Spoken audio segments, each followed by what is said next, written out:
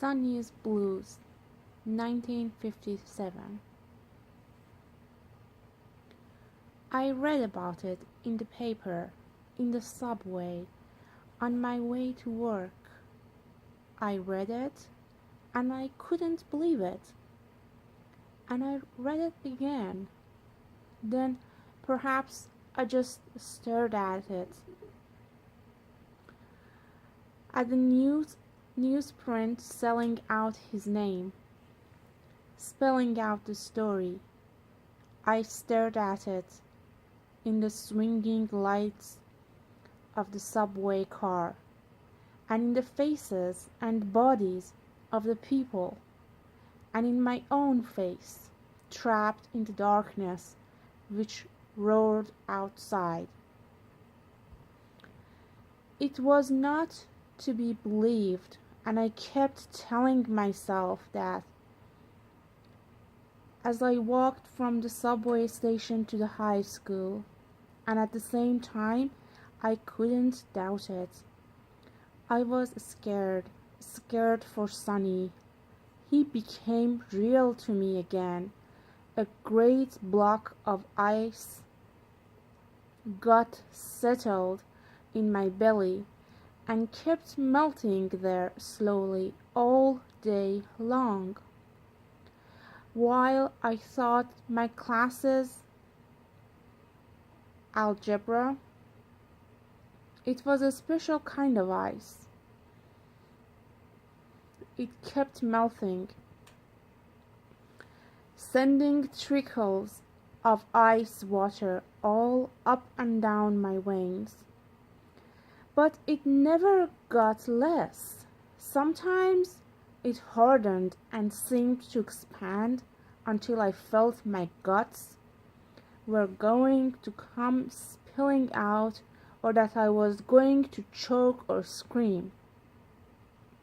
This would always be at a moment when I was remembering some specific thing Sonny had once said or done. When he was about as old as the boys in my classes, his face had been bright and open. There was a lot of copper in it, and he had wonderfully direct brown eyes, and great gentleness and privacy. I wondered what he looked like now. He had been picked up the evening before in a raid on an apartment downtown for peddling and using heroin. I couldn't believe it, but what I mean by that is that I couldn't find any room for it anywhere inside me. I had kept it outside me for a long time. I hadn't wanted to know.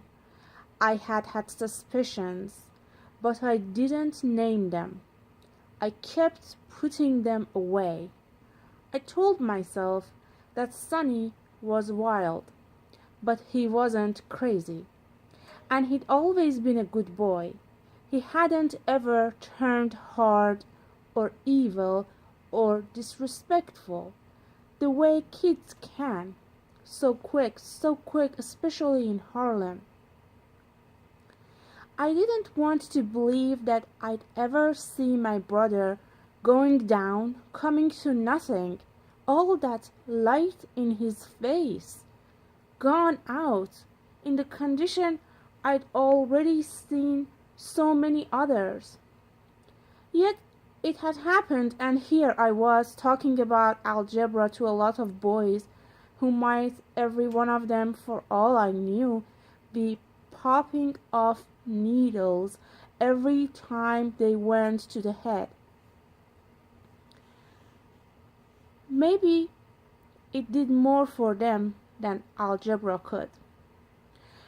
I was sure that the first time Sonny had ever had horse, he couldn't have been much older than these boys were now. These boys now were living as we'd been living then. They were growing up with a rush, and their heads bumped abruptly against the low ceiling of their actual possibilities. They were filled with rage. All they really knew were two darknesses: the darkness of their lives, which was now closing in on them, and the darkness of the movies, which had blinded them to that other darkness, and in which they now vindictively dreamed at once more together than they were at any other time, and more alone. When the last bell rang, the last class ended. I let out my breath. It seemed I'd been holding it for all that time. My clothes were wet. I may have looked as though I'd been sitting in a steam bath, all dressed up, all afternoon. I sat alone in the classroom a long time. I listened to the boys outside, downstairs, shouting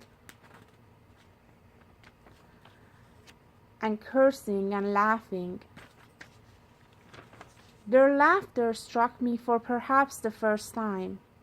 It was not the joyous laughter which God knows why one associates with children. It was mocking and insular, its intent to denigrate. It was disenchanted, and in this also lay the authority of their curses. Perhaps I was listening to them because I was thinking about my brother, and in them I heard my brother and myself. One boy was whistling a tune, at once very complicated and very simple. It seemed to be pouring out of him as though he were a bird, and it sounded very cool and moving through all that harsh, bright air, only just holding its own through all those other sounds. I stood up and walked over to the window and looked down into the courtyard. It was the beginning of the spring, and the sap was rising in the boys. A teacher passed through them every now and again, quickly,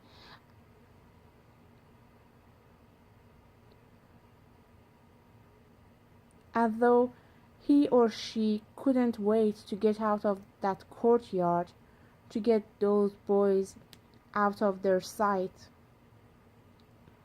and off their minds.